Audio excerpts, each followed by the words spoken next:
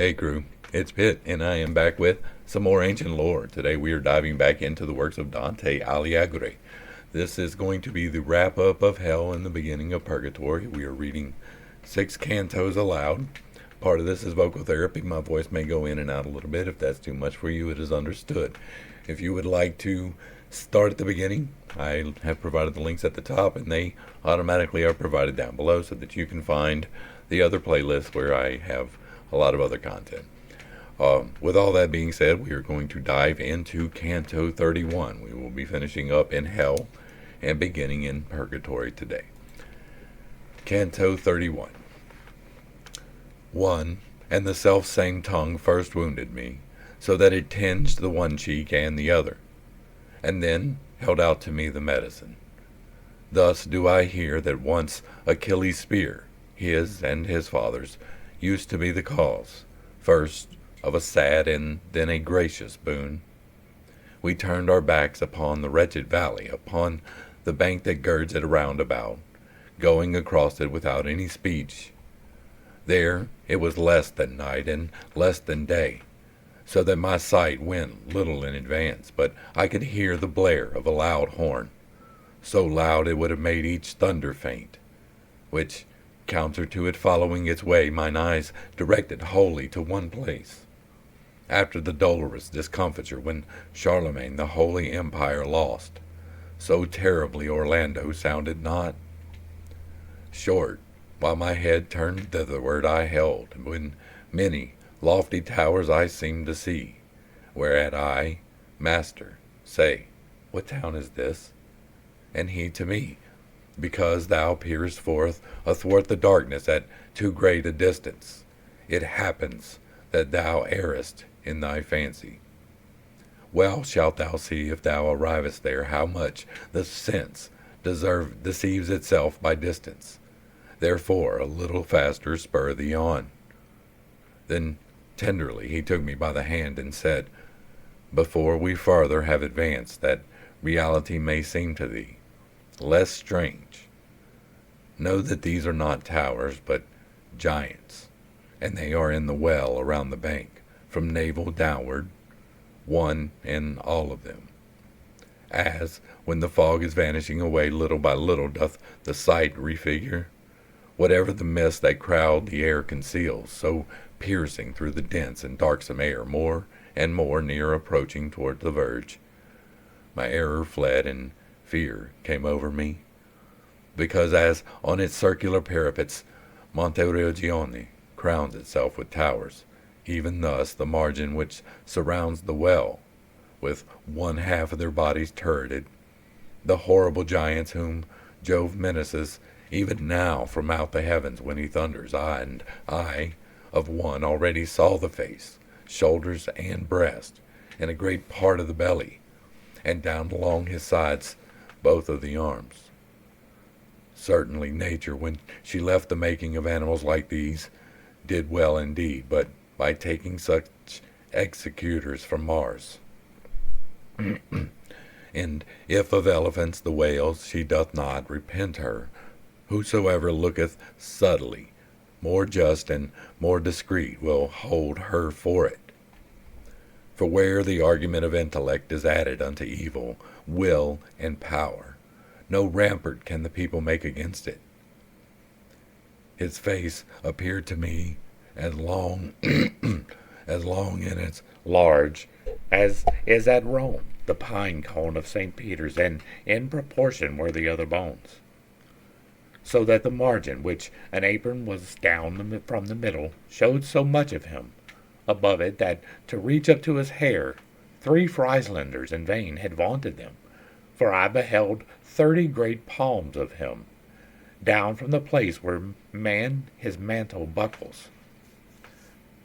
Raphael, my amic Isabealne, began to clamor the ferocious mouth to which were not befitting sweeter psalms. And unto him my guide, soul idiotic, keep to thy horn, and vent thyself with that, when wrath or other passion touches thee. Search round thy neck, and thou hast found the belt which keeps it fastened, O bewildered soul, and see it where it bars thy mighty breast. Then he said to me, He doth himself accuse. This one is Nimrod, by whose evil thought one language in the world is not still used. Here, let us leave him and not speak in vain, for even such to him is every language as his to others, which to none is known. Therefore, a longer journey did we make, turn to the left, and a crossbow shot off we found another, far more fierce and large. In binding him, who might say the master be, I cannot say. But he had pinioned close behind the right arm and in front of the other, with chains that held him so begirt about from the neck down that on the part uncovered it wound itself as far as the fifth gyre. This proud one wished to make experiment of his own power against the supreme Jove, my leader says, whence he has such a guerdon. Ephialtes is his name. He showed great prowess. What time the giants terrified the gods, the arms he wielded never more he moves.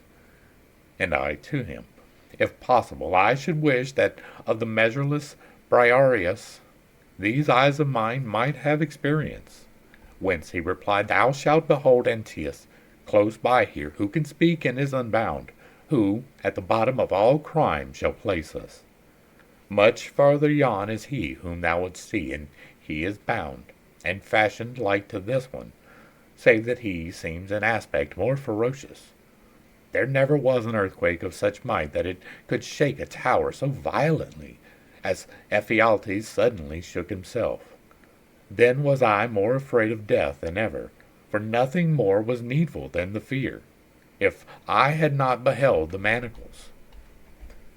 Then we proceeded farther in advance, and to Antaeus came, who, full 5 ells without a head, forth issued from the cavern. O thou who in the valley fortunate, which Scipio the hare of glory made, when Hannibal turned his back with all the host, once broughtst 1,000 lions for their prey, and who, hadst thou been at the mighty war amongst thy brothers, some, it seems, still think the sons of earth the victory would have gained. Place us below, nor be disdainful of it. There, where the cold doth lock Coctius up. Make us not go to Titius or Typhoeus. This one can give of that which here is longed for. Therefore stoop down and do not curl thy lip. Still in the world he can restore thy fame, because he lives, and still expects long life, if to itself grace call him not untimely. So said the master, and in haste the other, his hands extended and took up my guide, hands whose great pressure Hercules once felt. Virgilius, when he felt himself embraced, said unto me, Draw nigh, that I might take thee. Then of himself and me one bundle made, as seems to Caricinda, and to behold beneath the leaning side, when goes a cloud above it, so that opposite it hangs. Such did Antaeus seem to me, who stood, watching to see him stoop, and then it was I could have wished to go some other way. But lightly, in the abyss which swallows up Judas with Lucifer, he put us down, nor thus bowed downward made he their delay, but, as a mast does in a ship, uprose. And so we have the end of Canto 31, and again we have a history lesson, right? We have the legends to look up, we have a lot of that, but again, it's not really a whole lot of doctrine. There was no declaration that Nimrod was condemned to hell. I'm pretty sure that, Nimrod was not necessarily a bad character in the Old Testament. I would have to go and refresh myself, because when we did the study, we wasn't really focused on Nimrod, right? We talked about him, but we didn't really hit it hard, because he was a minor player and a minor character, because there was not a lot of that part of the story told, right? This is talking about the fall of Babel. And that, I believe, is pre-cataclysmic, right? I believe it was before the flood that we had the tower that was raising to the heavens. I think that the timeline in the Bible is a little wonky on that, and I can be wrong. I am fine with that. But I really do believe that something there is not quite right. That story is older than it is given credit for a reason, right? The control systems have to control.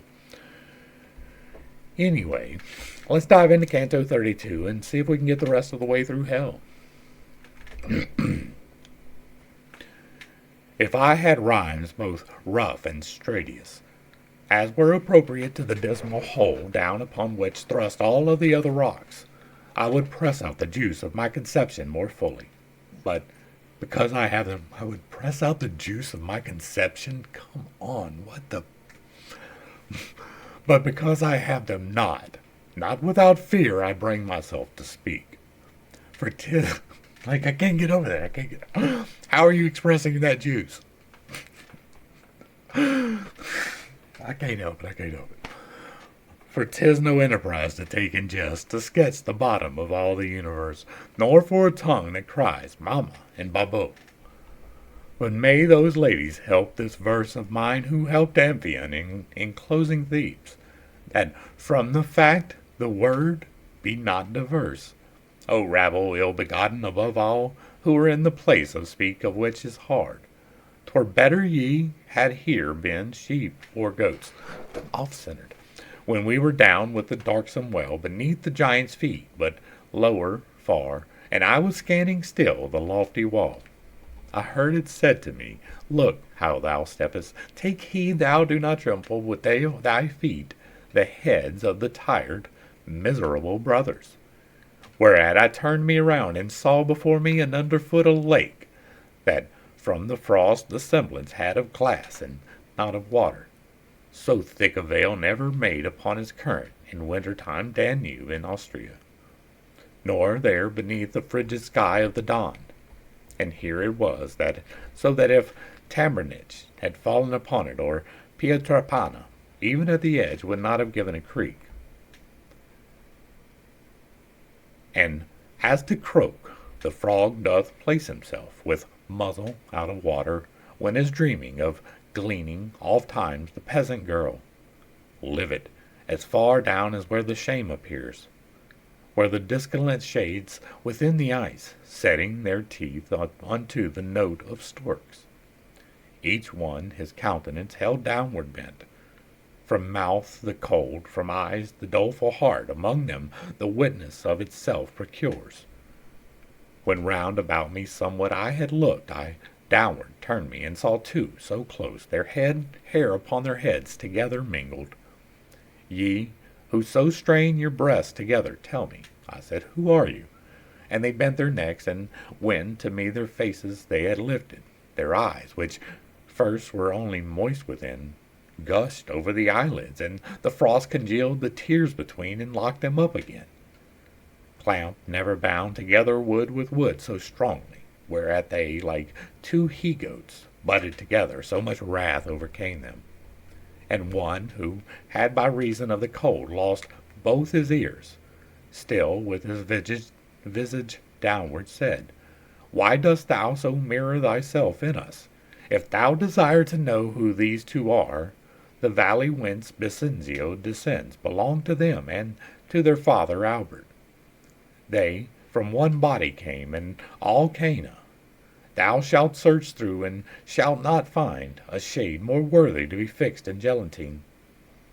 Not he in whom the broken breast and shadow at one and at the same blow by Arthur's hand, Phocacia not he who remembering me encumbers.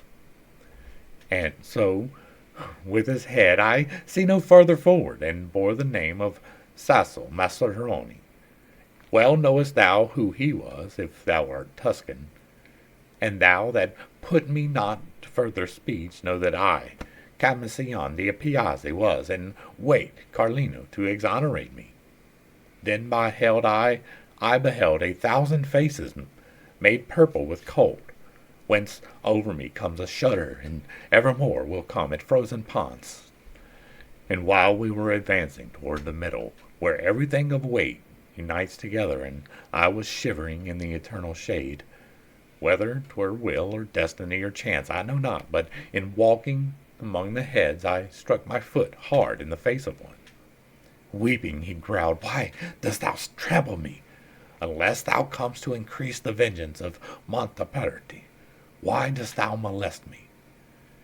And I, "My master, now wait here for me, that I through him may issue from a doubt, when thou mayest hurry me as thou shalt wish." The leader stopped, and to that one I said, who was blaspheming vehemently still, "Who art thou, that thus reprehendest others? Now who art thou that goest through Antenora smiting," replied he, "other people's cheeks, so that if thou wert living 'twere too much?" "Living I am, and dear to thee it may be," was my response, "if thou demandest fame, that mid the other notes thy name I place." And he to me, "For the reverse I long. Take thyself hence, and give me no more trouble, for ill thou knowest to flatter in this hollow." Then by the scalp behind I seized upon him, and said, "It must needs be thou name thyself, or not a hair remain upon thee here." Whence he to me, "Though thou strip off my hair, I will not tell thee who I am, nor show thee, if on my head 1,000 times thou fall." I had his hair in hand already twisted, and more than one shock of it had pulled out, yet barking with his eyes held firmly down, when cried another, "What doth ail thee, Boca? Isn't it enough to clatter with thy jaws, but thou must bark? What devil touches thee?" "Now," said I care not to have thee speak, accursed traitor, for unto thy shame I will report of thee veracious news." "Begone," replied he, "and tell what thou wilt, but be not silent if thou issue hence of him who had just now his tongue so prompt. He weepeth here the silver of the French. I saw, thus canst thou phrase it, him of Duera, where the sinners stand out in the cold. If thou shouldst question, be who else was there, thou hast beside him of Beccaria, of whom the gorge at Florence slit asunder. Gianni di Saldianier, I think, may be yonder with Ganellian and Tabadello, who oped Faenza when the people slept. Already we had gone away from him, when I beheld two frozen in one hole, so that one head a hood was to the other. Even as bread through hunger is devoured, the uppermost on the other set his teeth, there where the brain is to the nape, united. Not in another fashion, Titius gnawed the temples of Menalippus in disdain, than that one did the skull and the other things. O thou who showest by such bestial sign thy hatred against him whom thou art eating, tell me wherefore, said I, with this compact, that if thou rightfully of him complain, and knowing who ye are, and his transgression, I, in the world above, repay thee for it, and that forthwith I speak, be not dried up. And so ends Canto 32, and again, history. Again, it is a wonderful way to start to look for something else, but again, not doctrine. There's no frozen lakes of torment. It's interesting to see where he places these people in history, because that is what is happening, right? We talked about that before, and we will again. This is where he sees these people as fallen out in what he conceives of as heaven and hell. I don't believe that it was a true vision, but I do believe that he saw it in his vivid imaginations. I do believe that he was pious. I do believe that he was trying to do. I believe that this was Catholic propaganda, and it was quite good for the time, right? It doesn't really bear up to scrutiny. A lot of it's poetic and doesn't really translate in the way that it would in the native language, and so there's that. And it's a wonderful read. It's a wonderful historical reference point, right? To go back and find out what you don't know about history. I like that, but it's not doctrine, so it's just fun. Inferno, Canto 33. His mouth uplifted from his grim repast, that sinner, wiping it upon the hair of the same head that he, behind, had wasted. Then he began. Thou wilt that I renew the desperate grief which wrings my heart already, to think of only, ere I speak of it, But if my words be seed that may bear fruit of infamy to the traitor whom I gnaw, speaking and weeping shalt thou see together. I know not who thou art, nor by what mode thou hast come down here, but a Florentine thou seemst to me truly when I hear thee. Thou hast to know I was Count Ugolino, and this one was Ruggiero, the archbishop. Now I will tell thee why I am such a neighbor. That by effect of his malicious thoughts, trusting in him, I was made a prisoner, and after put to death. I need not say, but nevertheless, what thou canst not have heard, that is to say, how cruel was my death. Here shalt thou, and shalt know if he has wronged me. A narrow perforation in the mew, which bears because of me the title of famine, and which others still must be locked up, has shown me through its opening many moons. Already when I dreamed the evil dream which of the future rent for me the veil, this one appeared to me as lord and master, hunting the wolf and whelps upon the mountain, for which the Piscians cannot look a sea. With sleuth-hounds gaunt and eager and well-trained, Guaiolandi with Sismondi and Lanfianchi had sent out before him to the front. After brief course seemed unto me forspent, the fathers and the sons with the sharp touches, it seemed to me I saw their flanks ripped open. When I, before the morrow, was awake, moaning amid their sleeps, I heard my sons, who were with me, asking after bread. Cruel indeed art thou, if yet thou grieve not, thinking of what my heart foreboded me, and weepest thou not what art thou wont to weep at? They were awake now, and the hour drew nigh at which our food used to be brought to us. And through his dream was each one apprehensive. And I heard locking up the under door of the horrible tower, whereat without a word I gazed into the faces of my sons. I wept not, I, within so turned to stone. They wept, and darling little Anselm mine said, Thou dost gaze so, father, what doth ail thee? Still, not a tear I shed, nor answer made, all of that day, nor yet the night thereafter, until another sun rose in the world. And now a little glimmer made its way into the dolorous prison, and I saw upon 4 faces my own very aspect. Both of my hands in agony I bit, and thinking that I did it from desire of eating, on a sudden they uprose and said, Father, much less pain 'twill give us if thou do eat of us. Thou did clothe us with this poor flesh, and do thou strip it off. I calmed me then, not to make them more sad. That day we were all silent, and the next. Ah, obdurate earth, wherefore didst thou not open? When we had come unto the 4th day, Gatto threw himself down, outstretched before me, saying, My father, why dost thou not help me? And there he died. And, as thou seest me, I saw the 3 fall, one by one, between the 5th day and the 6th, whence I betook me, already blind, to groping over each. And 3 days called after them, after they were dead, then hunger did what sorrow could not do. When he had said this, with his eyes distorted, the wretched skull resumed he with his teeth, which, as a dog's, upon the bone were strong. Ah, Pisa, thou opprobrium of the people, of the fair land there where the sigh doth sound, since slow to punish thee thy neighbors are. Let the Capraria and Gorgona move, and make a hedge across the mouth of Arno, that every person in thee may drown. For if Count Ugolino had the fame of having in that castle thee betrayed, thou shouldst not on such a cross have put his sons.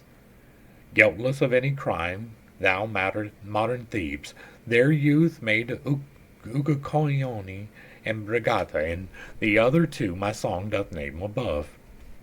We passed still farther onward, where the ice, another people ruggedly in swaths, not downward turned, but all of them reversed, Weeping itself there does not let them weep, and grief that finds a barrier in the eyes turns itself inward to increase the anguish, because the earliest tears a cluster form, and in the manner of a crystal visor fill all the cup beneath the eyebrow full. And notwithstanding that, as in a callous, because of cold, all sensibility its station had abandoned in my face, still it appeared to me I felt some wind, whence my master, who sets this in motion, is not below here every vapor quenched? Whence he to me, full soon shalt thou be, where thine eye shall answer make of thee of this, seeing the cause which reigneth down the blast. And one of the wretches of the frozen crust cried out to us, O souls so merciless, this is the last post is given unto you. Lift from mine eyes the rigid veils, that I may vent the sorrow which impregnates my heart, a little, ever the weeping recongeal. Whence I to him, if thou wouldst have me help thee, say who thou wast, and if I free thee not, may I go to the bottom of the ice. Then he replied, I am Friar Alberigo. He am I of the fruit of the bad garden, who here a date am getting for my fig. Oh, said I to him, art thou too dead? And he to me, how may my body fare up in the world? No knowledge I possess. Such an advantage has this Ptolemaea, that oftentimes the soul descendeth here, sooner than Atropos in motion sets it. And that thou mayest more willingly remove from off my countenance these glassy tears, know that as soon as any soul betrays, as I have done, his body by a demon, it is taken from him, who thereafter rules it, until his time has wholly been revolved. Itself down rushes into such a cistern, and still perchance above appears the body of yonder shade, that winters here behind me. This thou shouldst know if thou hast just come down. It is Sir Branca d'Oria, and many years have passed away since he was thus locked up. I think, said I to him, thou dost deceive me, for Branca d'Oria is not dead as yet, and eats, and drinks, and sleeps, and puts on clothes. In moat above, said he, of Malebranche, there where is boiling in tenacious pitch, and yet had Michael Zanchi not arrived, when this one left a devil in his stead, in his own body, and one near of kin, who made together with him the betrayal. But hitherward stretch out thy hand forthwith, open mine eyes. And open them I did not, and to be rude to him was a courtesy. Ah, Genose, ye men at variance, with every virtue, full of every vice, wherefore are ye not scattered from the world? For with the vilest springs of Romagna I found of you one such, who for his deeds in soul already in Coctius bathes, and still above in body seems alive. I thought there was only 33 cantos. I guess there's 36. And so we end Canto 33. And yeah, we're going to read through them. I thought that maybe we won't get into Purgatory. I thought there was only 33 cantos per section. I guess I'm wrong. I'm okay with being wrong. I do that all the time. Anyway, again, this is an interesting look into the mind of the 13th century man. This is an interesting look into what he considers punishment for these people to be and how he considers them to be guilty. These are people that he is contemporary with, right? They are people who are alive, and he is saying, you abandoned your body for a demon, that you're possessed by an entity, and I do not discount that. There is not a whole lot in this that I take as true, right? I've been fairly clear about that, I believe. It is an interesting look inside the mind, but this is one of those things that while I do not fully agree with this thing, right, I'm not saying that this particular person did that. It is a possibility to do that. It is a possibility to abandon the meat suit. And there is a possibility to not return to it. If you are not doing things correctly when you try to do things, bad things can happen to you. I hope that I have been clear at that in other places. We're not even talking about mechanics of things today, so I don't have to tell you to watch the laws of creation, but it would behoove you to watch the 8 laws of creation before you try to do anything that the 8 laws of creation might have to do with. Next up, let's get into Canto 34, which I did not even realize was a thing. Vexilla regis profundat infierni. Towards us, therefore, look in front of thee, my master said, if thou discernest him. As when there breathes a heavy fog, or when our hemisphere is darkening into night, appears far off a mill, the wind is turning. Methought that such a building then I saw, and for the wind I drew myself behind, my guide, because there was no other shelter. Now was I, and with fear in verse I put up, there where the shades were wholly covered up, and glimmered through like unto straws and glass. Some prone or lying, others stand erect, this with the head, and that one with the soles, another bow-like, face to feet, inverts. Then in advance, as so far as we had proceeded, that it my master pleased to show me the creature who once had the beauteous semblance. He from before me moved and made me stop, saying, Behold this, and behold the place where thou with fortitude must arm thyself. How frozen I became, and powerless then. Ask it not, reader, for I write it not, because all language would be insufficient. I did not die, and I, alive, remained not. Think for thyself now, hast thou aught of wit, what I became, being of both deprived. The emperor of the kingdom, dolorous, from his mid-breast, forth issued from the ice, and better with a giant I compare. Then do the giants with those arms of his. Consider now how great must be that whole which unto such a part conforms itself. Were he as fair once as he now is foul, and lifted up his brow against his Maker, well may proceed from him all tribulation. Oh, what a marvel it appeared to me when I beheld 3 faces on his head, the one in front, and that vermilion was.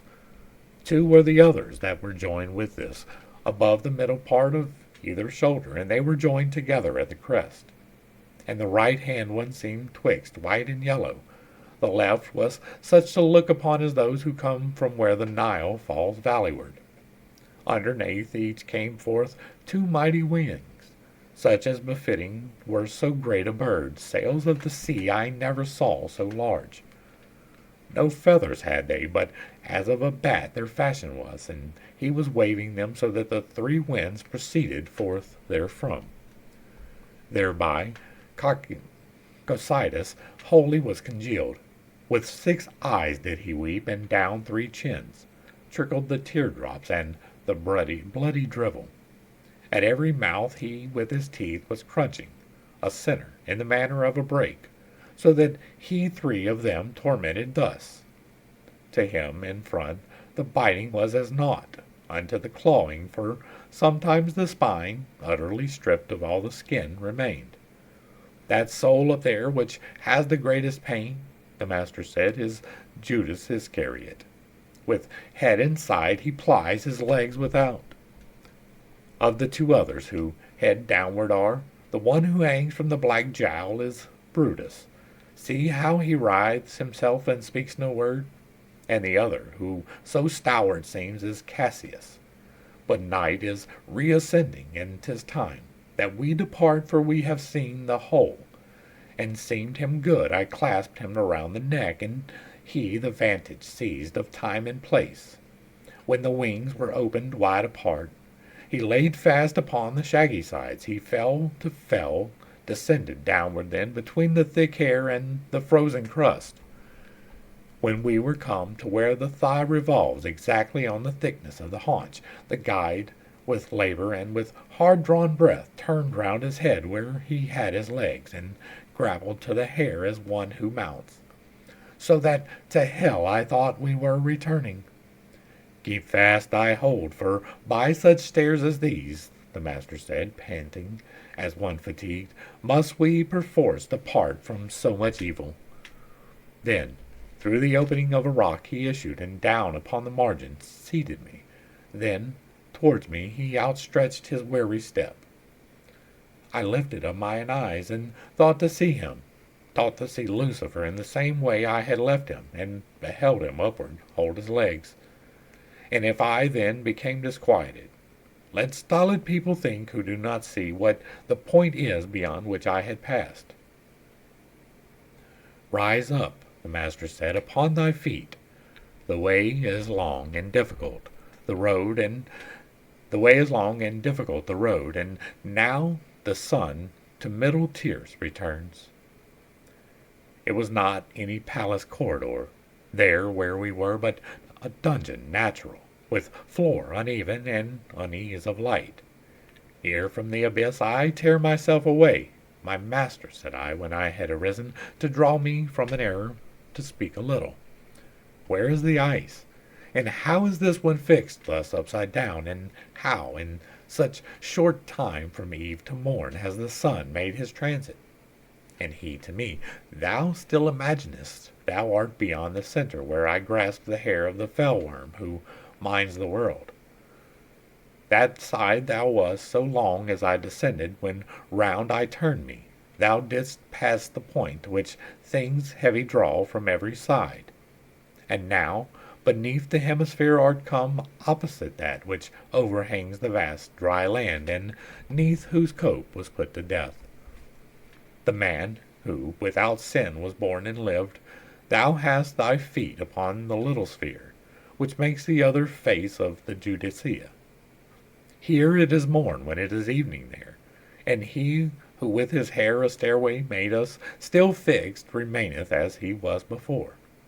Upon this side he fell down out of heaven, and all the land that will whom here emerged, for fear of him made of the sea a veil, and came to our hemisphere, and peradventure to flee from him. What on this side appears, left the place vacant here, and back recoiled. A place there is below from Beelzebub, as far receding as the tomb extends, which not by sight is known, but by the sound of a small rivulet that there descendeth through chasm within the stone, which has gnawed with course that winds about and slightly falls. The guide and I turned into that hidden road, and now entered, to return to the bright world, and without care of having any rest, we mounted up, he first, and I the second, till I beheld through a round aperture some of the beauteous things that heaven doth bear. Thence we came forth to re-behold the stars. Okay, and so there ends 34, and we will be getting into Purgatory for at least a couple. And so that was the end of the descent into hell, right? And again, this is not doctrinal. Hell was not a thing in the Old Testament. You had Sheol, which was a place where the souls went when they died, but it was not really a separation there, right? There was no concept of, well, these bad people are in this part and the good people are in this part. It was just everybody went there. Your rewards and your punishments came here. That was the Old Testament. The New Testament started promising something different. It started promising you an eternal reward, a heaven and a hell. There was no purgatory, which we will be getting into next, but it is important to note that to the Old Testament, all three of these are not doctrinal. To Christianity, heaven and hell is, and some of the other religions hold the same type of things, but in the original documents as written, from Genesis up to the end of the prophets, there was no heaven and hell. And so this was a fanciful imagination, right? This was a man having a vision of what he thought that it would be, and the people that he thought would be there, and how they would be there. Composed over, 20 years? Right? It was 1302 or 1307 to 1327 was the period of time that this was being written. And so it's not like it was a single night's dream and he saw all of this. It was a long, extended process by which he refined what he saw. Next up, we dive into Purgatory. Purgatorio Canto 1. To run over better waters, hoisted sail, the little vessel of my genius now, that leaves behind itself a sea so cruel. And of that second kingdom will I sing, wherein the human spirit doth purge itself, and to ascend to heaven become worthy. But let dead poesy here rise again, O holy muses, since that I am yours, and here, Calliope, somewhat ascend, my song accompanying with that sound of which the miserable magpies felt, the blow so great that they despaired of pardon. Sweet color of the oriental sapphire that was upgathered in the cloudless aspect of the pure air as far as the first circle, unto mine eyes did recommence the light, soon as I issued forth from the dead air which had with sadness filled mine eyes and breast. The beauteous planet that to love and sights was making all the Orient to laugh, veiling the fishes that were in her escort. To the right hand I turned, and fixed my mind upon the other pole, and saw 4 stars never seen before save by the primal people, rejoicing in their flamelets, seemed to heaven, O thou septentrional and widowed sight, because thou art deprived of seeing these. When from regarding them I had withdrawn, turning a little to the other pole, where the wane had disappeared already, I saw beside me an old man alone, worthy of much reverence in his look, that more owes not to father any son. A long beard with white hair intermingled he wore, in semblance like unto the tresses of which a double list fell on his breast. The trays of the 4 consecrated stars did so adorn his countenance with light that before I saw that him I saw as were the sun before him. Who are you, ye who, counter the blind river, have fled away from the eternal prison? Moving those venerable plumes, he said, who guided you, or who has been your lamp, in issuing forth out of the night profound, that ever black makes the infernal valley? The laws of the abyss, are they thus broken? Or is there changed in heaven some counsel new, that, being damned, ye come unto my crags? Then did my leader lay his grasp upon me, and with his words and with his hands and signs, reverent he made me my knees and brow, made in me my knees and brow. Then answered him, I came not of myself. A lady from heaven descended, at whose prayers I aided this one with my company. But since it is thy will, more be unfolded of our condition, how truly is, mine cannot be that this should be denied thee. This one has never his last evening seen, but by his folly was so near to it that very little time was there to turn. As I have said, I unto him was sent to rescue him, and other way was none than this which I have myself betaken. I have shown him all the people of perdition, and now those spirits I intend to show who purge themselves beneath thy guardianship. How I have brought him would be long to tell thee. Virtue descendeth from on high that aids me, to lead him to behold thee and hear thee. Now may it please thee to vouchsafe his coming. He seeketh liberty, which is so dear, as knoweth he who life for her refuses. Thou knowest it, since for her, to thee, not bitter was death in Utica, where thou didst leave the vesture that will shine so, the great day. By us the eternal edicts are not broken, since this one lives, and Minos binds not me, but of that circle I, where are the chaste eyes of thy Marcia, who in looks still praise thee. O holy breast, to hold her as thine own, for her love then incline thyself to us. Permit us through thy sevenfold realm to go. I will take back this grace from thee to her, if to be mentioned there below thou deignest. Marcia so pleasing was unto mine eyes, while I was on the other side. Then said he, that every grace she wished of me I granted. Now that she dwells beyond the evil river, she can no longer move me by that law which, when I issued forth from there, was made. But if a lady of heaven do move and rule thee, as thou dost say, no flattery is needful. Let it suffice thee that for her thou ask me. Go, then, and see thou gird this one about with a smooth rush, and that you wash his face, so that thou clean away all stain therefrom. For 'twere not fitting that the eye, overcast by any mist, should go before the first angel, who is of those of paradise. This little island round about its base, below there, yonder, where the billow beats it, doth rushes bear upon its washy ooze. No other plant that putteth forth the leaf, or that doth indurate, can there have life, because it yieldeth not unto the shocks. Thereafter, be not this way your return. The sun, which now is rising, will direct you to take the mount by easier ascent.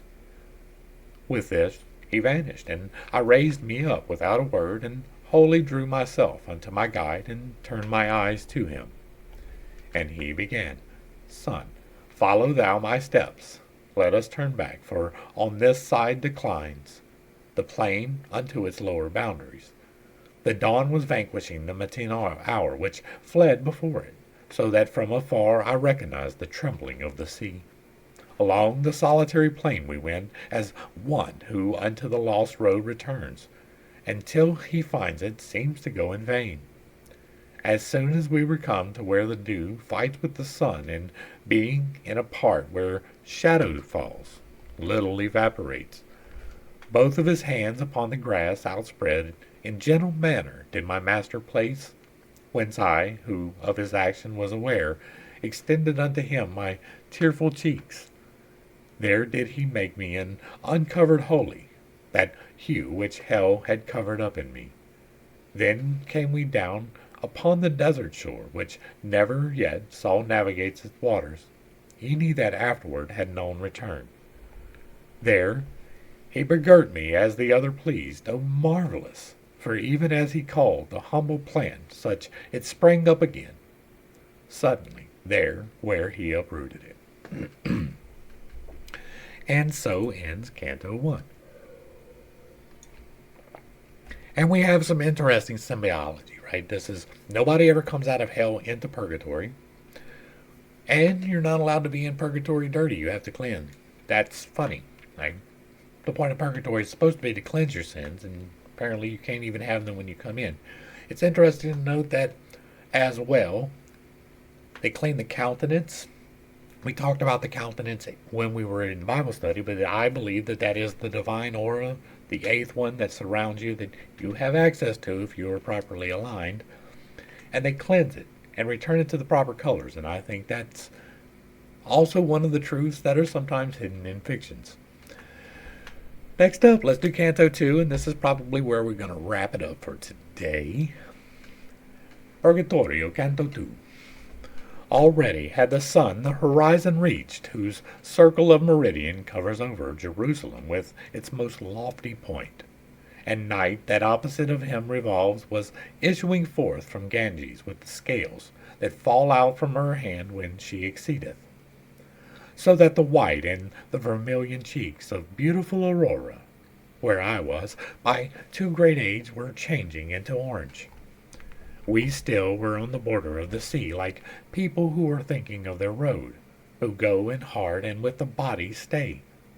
And lo, as when, upon the approach of morning, through the gross vapors of Mars grows fiery red, down in the west upon the ocean floor, appeared to me, may I again behold it, a light along the sea so swiftly coming, its motion by no flight of wing is equalled. From which, when I a little had withdrawn mine eyes, that I might question my conductor, again I saw it, brighter grown and larger. Then, on each side of it appeared to me, I knew not of what, of white, and underneath it, little by little, there came forth another. My master yet had uttered not a word, while the first whiteness into wings unfolded, but when he clearly recognized the pilot, he cried, make haste to bow the knee. Behold, the angel of God. Fold thou thy hands, henceforth shalt thou see such officers. See how he scorneth human arguments, so that nor oar he wants nor other sail than his own wings, between so distant shores. See how he holds them pointed up to heaven, fanning the air with the eternal pinions, that do not moult themselves like mortal hair. Then, as still nearer and more near us came the bird divine, more radiant he appeared, so that near by the eye could not endure him. But down I cast it, and he came to shore with a small vessel, very swift and light, so that the water swallowed naught thereof. Upon the stern stood the celestial pilot. Beatitude seemed written on his face, and more than 100 spirits sat within. In exitu Israel de Egypto, they chanted all together in one voice, with whatso in that psalm is after written. Then made he sign of holy rood upon them, whereat all cast themselves upon the shore, and he departed swiftly as he came. The throng, which still remained there unfamiliar, seemed with the place all around about them gazing, as one who in new matters makes essay. On every side was darting forth the day, the sun, who had with his resplendent shafts from the mid-heaven chased forth the Capricorn, when the new people lifted up their faces towards us, saying to us, If ye know, show us the way to go unto the mountain. And answer made Virgilius, Ye believe perchance that we have knowledge of this place? But we are strangers, even as yourselves. Just now we came, a little while before you, another way which was so rough and steep that mounting will henceforth seem sport to us. The souls who had, from seeing me draw breath, become aware that I was still alive, pallid in their astonishment became. And as to messenger who bears the olive, the people throng to listen to the news, and no one shows himself afraid of crowding. So at the sight of me stood motionless these fortunate spirits, all of them, as if oblivious to go and make them fair. One from among them I saw coming forward as to embrace me with such great affection that it incited me to do the like. O empty shadow, save in aspect only, 3 times behind it did I clasp my hands, oft returned with him to my own breast. I think with wonder I depicted me, whereat the shadow smiled and backward drew, and I, pursuing it, pressed farther forward. Gently it said that I should stay my steps. Then knew I who it was, and I entreated that it would stop a while to speak with me. It made reply to me, Even as I loved thee in mortal body, so I love thee free. Therefore I stop. But wherefore goest thou? My own Casella, to return once more, there where I am to make this journey, said I. But how from thee has so much time be taken? And he to me, No outrage has been done to me.